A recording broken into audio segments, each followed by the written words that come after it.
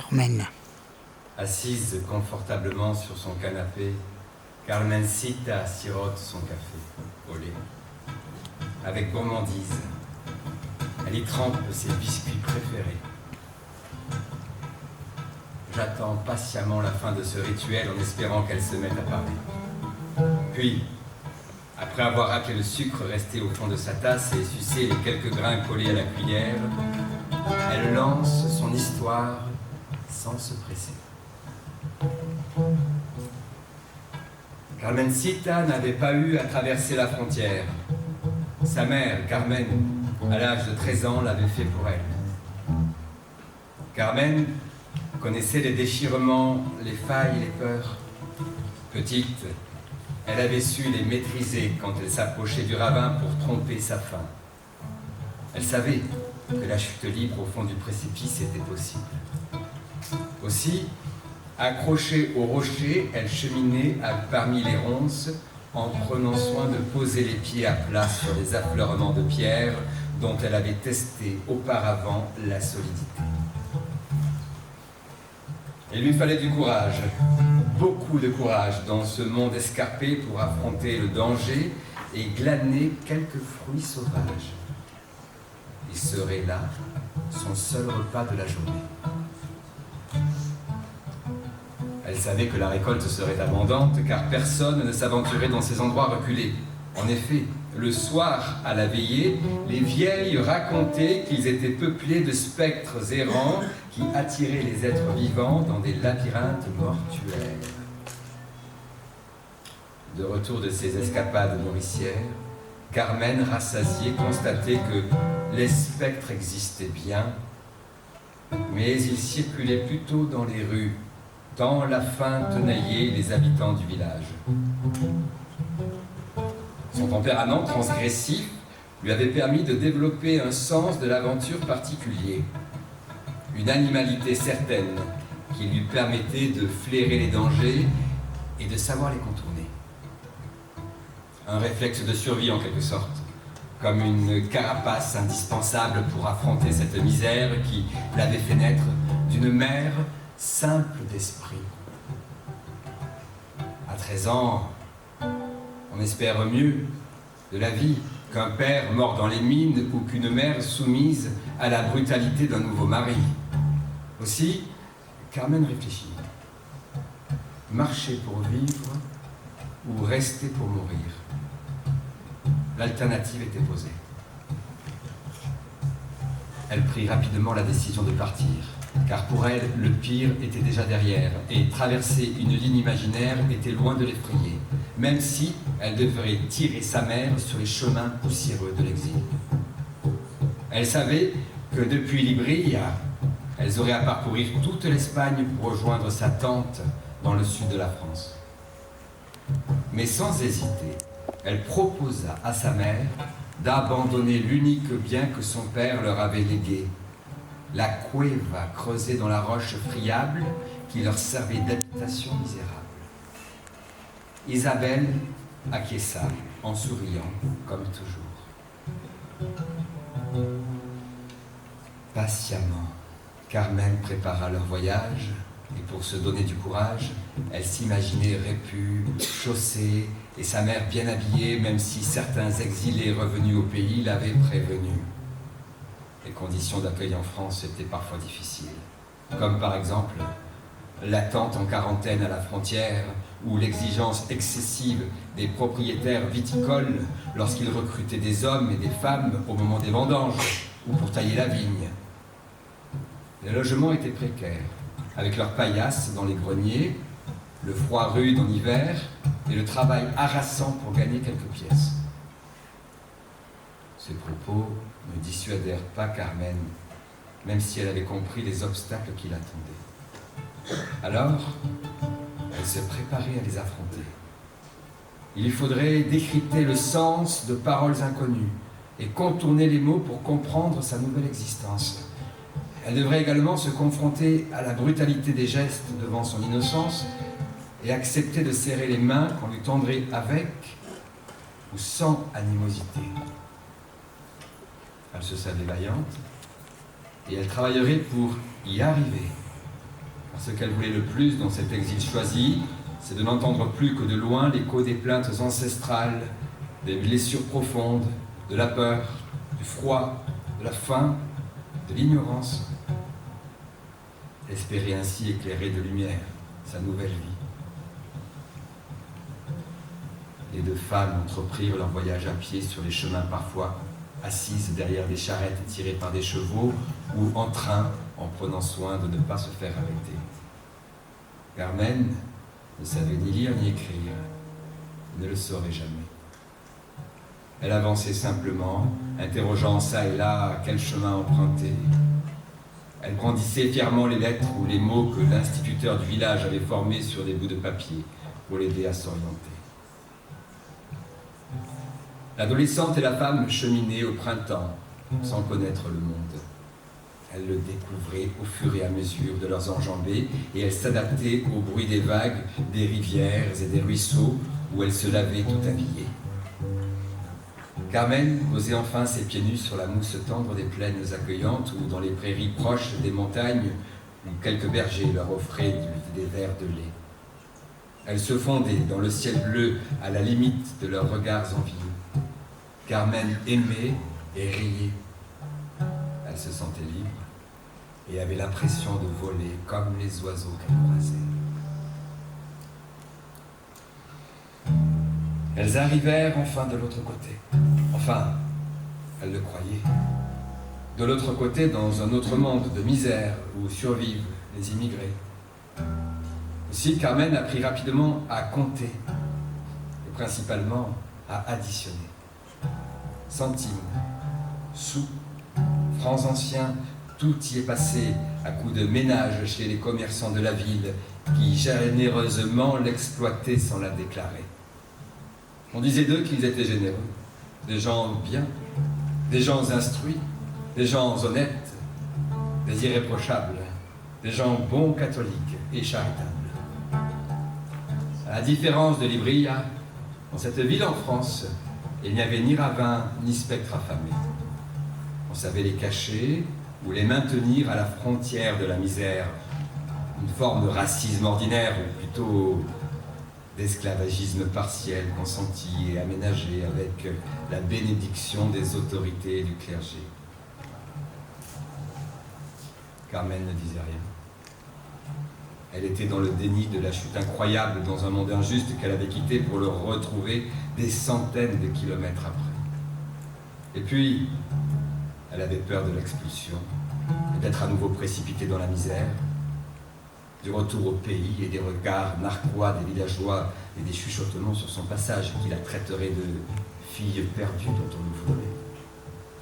Alors, elle se contentait des pantoufles usées que sa patronne lui donnait et des bouts de gras qu'elle volait aux chiens de la bouchère qui l'employait.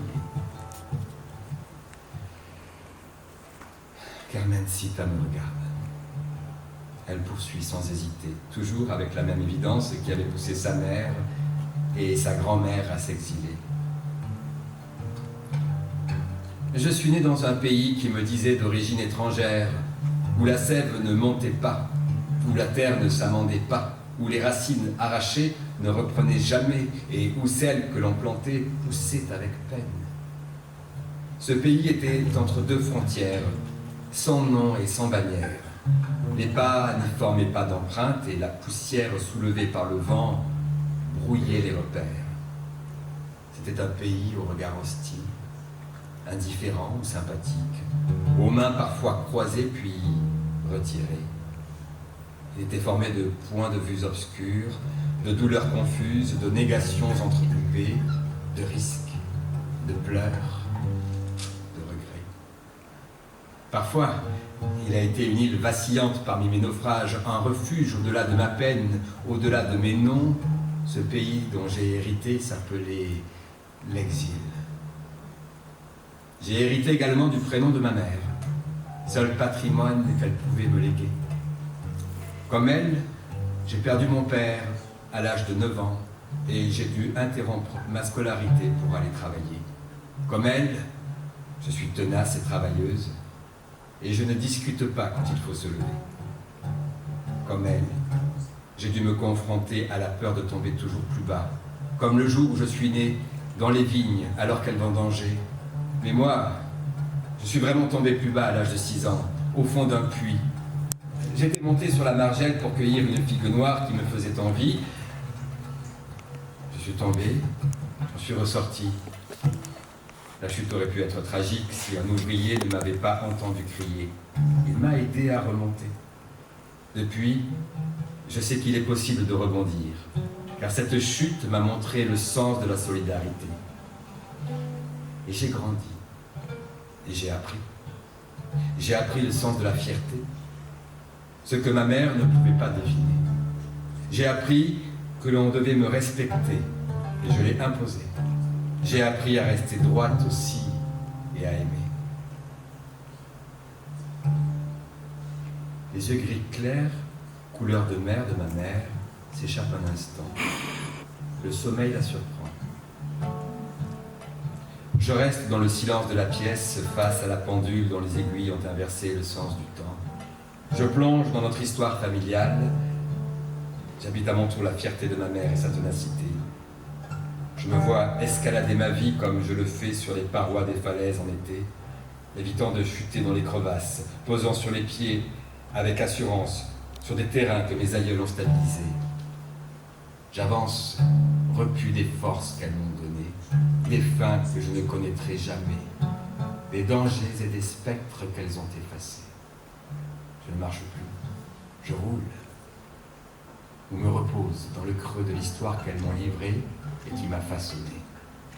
Carmencita, ma mère, se réveille et avec ses yeux gris clairs de mer me sourit. Voilà, dit-elle encore, une vie bien ordinaire. Méritait-elle d'être racontée?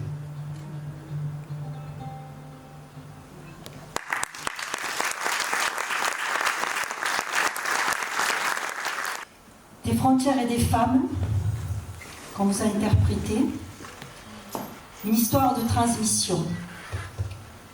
Des enfants de l'exil. Alors, j'ai l'immense plaisir d'appeler sur scène Numain Munoz, qui est venu d'Ariège exprès à Lunel pour cette présentation du livre et de l'histoire d'Herminia que Alexandre Pratelon, le comédien, vous a présenté tout à l'heure. Donc Numain, si tu veux venir nous rejoindre, s'il te plaît.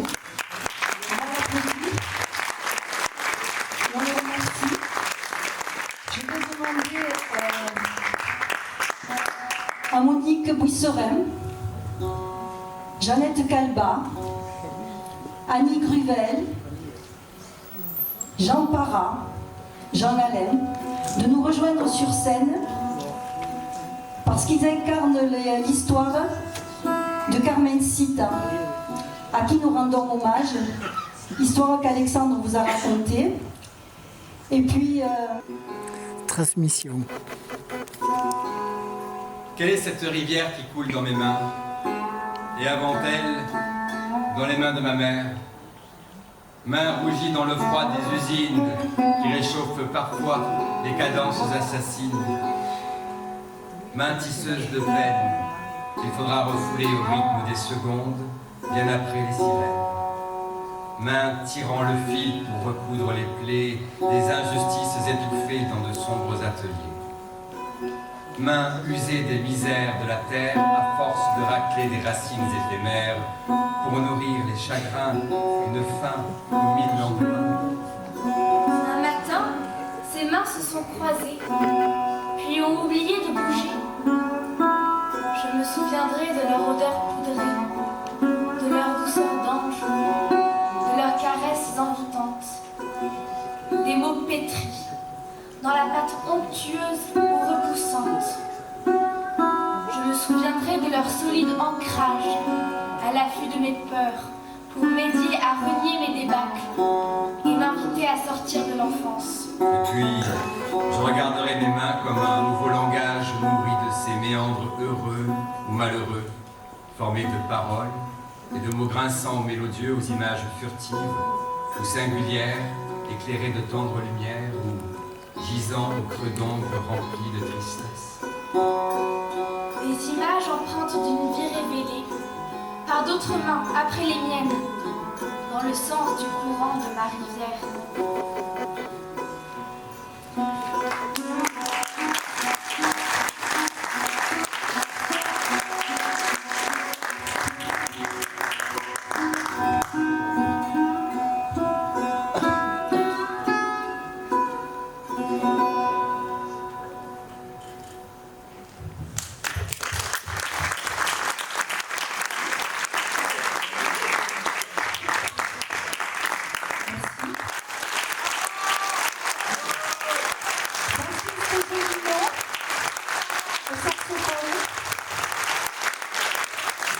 Alexandre Traplon,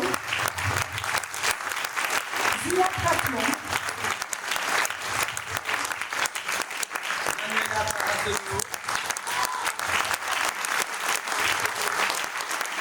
alors je remercie la ville de Lunel de nous avoir accueillis pour ce récital lecture concert dans le cadre du Printemps des Poètes. Puis je remercie Clément, Jonathan qui sont à la technique, je crois qu'on peut les applaudir. On a travaillé ensemble je vous remercie tous. Et puis je remercie infiniment les éditions du Chèvrefeuille étoilé qui ont publié Des frontières et des femmes, qui fait qu'aujourd'hui on vous l'a présenté. Donc ensuite, si vous voulez, on pourra faire une dédicace des ouvrages. Et je vous remercie à tous, en tant que Pescalune d'origine et aux Pescalunes qui sont ici, d'avoir partagé avec nous ce moment de transmission.